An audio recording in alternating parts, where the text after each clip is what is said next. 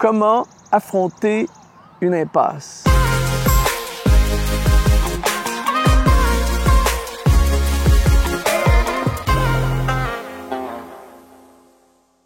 Bonjour, ici Luc Dumont d'Exponentiel.net. Je suis heureux de te retrouver aujourd'hui pour ce moment d'inspiration. Juste l'environnement autour de moi crée cette inspiration et j'espère vraiment que tu sauras à travers ce message, cette capsule. Juste avant, je veux t'offrir cette formation gratuite que j'ai faite pour toi, sur mesure pour toi, qui répond à des questions fondamentales de la vie.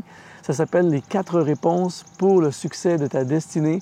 Tu peux te procurer cette formation tout à fait gratuitement en allant sur le lien qui apparaît dans la description de cette vidéo. C'est un cadeau que l'équipe Exponentielle fait pour toi. Aujourd'hui, je veux parler de débloquer nos vies. Je veux parler de sortir d'une impasse. Nous allons tous, à certains moments donnés dans notre vie, et peut-être que tu es dans ce contexte en ce moment, nous allons faire face à des impasses.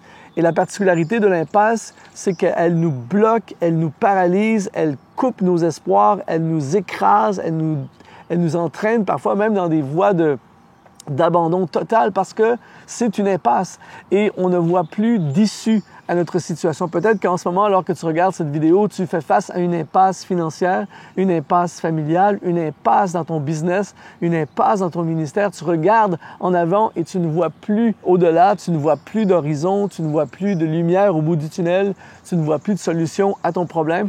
Tu fais face à une impasse. Et pourquoi j'ai fait cette capsule aujourd'hui? Parce que ce matin, avant de venir faire ce tournage, j'étais en train de lire le récit d'un jeune aventurier et ça m'a inspiré à faire cette capsule pour toi. En fait, c'est un jeune homme qui a fait le tour de la planète en vélo, littéralement en vélo pendant 4 ans. Il se déplaçait d'un endroit à l'autre. Il a littéralement fait le tour du globe avec son vélo. Et il raconte qu'à un moment donné, après 3 ans et quelques de voyage, il était dans la dernière section de son voyage. Imagine, ça fait 3 ans, plus de 3 ans qu'il voyage en vélo dans toutes sortes de conditions. Il s'est retrouvé dans le nord-ouest du Canada, dans une région qu'on appelle le Yukon.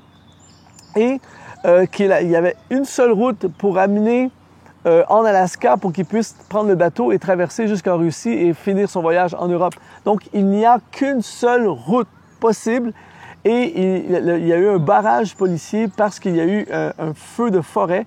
Et les policiers lui ont annoncé que la route était fermée pendant des mois. Il n'y a plus de solution, il n'y a plus de route possible. Et là, imagine, ça fait 3 ans que tu es en vélo. Il y a un découragement incroyable qui a pris place dans son cœur. Et là, il s'est abattu. Il se disait, je ne peux pas faire demi-tour, je ne peux pas prendre l'avion, je vais gâcher mon projet. Donc, il faisait face à une impasse. Et il disait avoir passé des heures et des heures écrasé, découragé, sans solution, jusqu'au moment où il a commencé à penser en termes solution. Et il raconte que lorsqu'il a commencé à penser en termes solution, le scénario a changé. C'est-à-dire qu'au lieu de rester bloqué, le réflexe naturel des gens devant une impasse, il a choisi de passer en mode « j'accepte l'impasse et maintenant j'essaie de trouver une nouvelle route ». J'aimerais t'annoncer aujourd'hui, j'aimerais dire à quelqu'un, il y a toujours une route. Quand tu fais face à une impasse, il y a toujours une route. Le problème, c'est que nous ne voyons plus cette route parce que nous sommes concentrés sur la situation.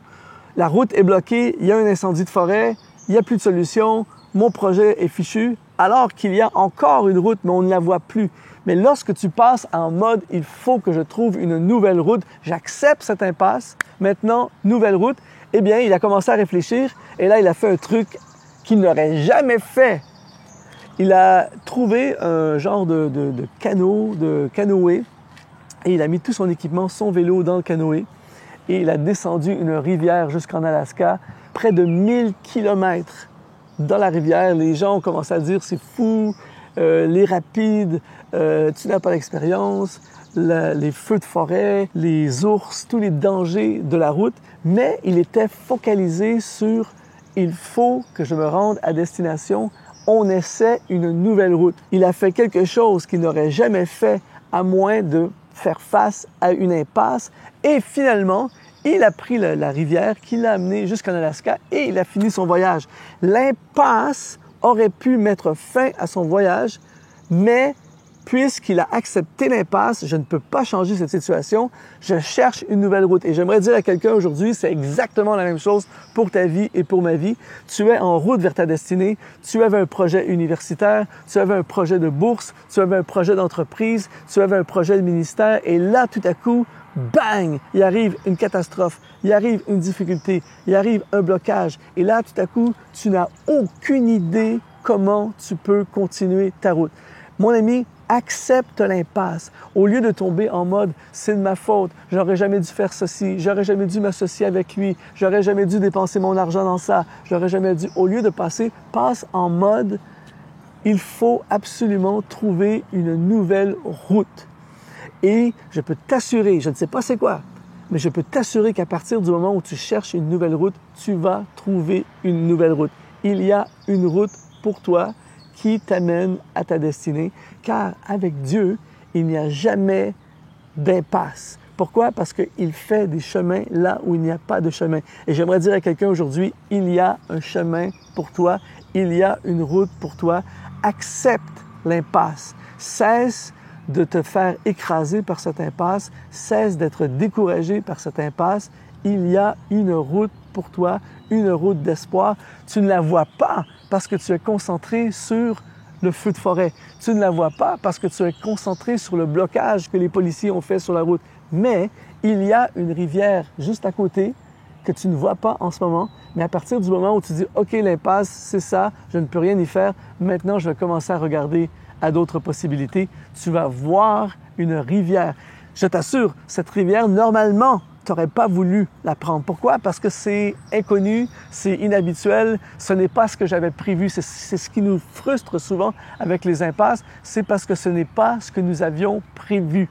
Ce n'est pas ce que nous sommes habitués à faire. Ça ne faisait pas partie des plans, mais souvent, ça fait partie de son plan pour t'amener à destination, mais par une route nouvelle. J'aimerais annoncer des routes nouvelles pour toi aujourd'hui, mon ami. J'aimerais annoncer des solutions nouvelles pour toi aujourd'hui. Il y a un fleuve.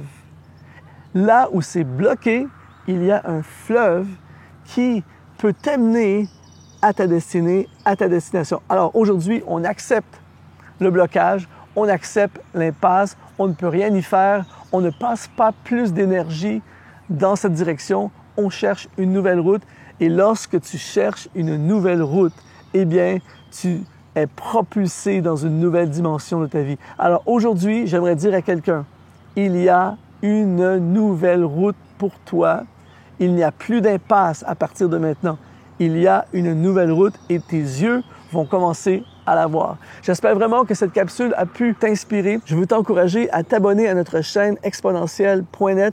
Il y a plein de vidéos comme celui-ci pour t'aider à découvrir ta voie, à découvrir une nouvelle voie. Il y a un avenir et je te dis rendez-vous sur la nouvelle route. Ici Luc Dumont. À très bientôt.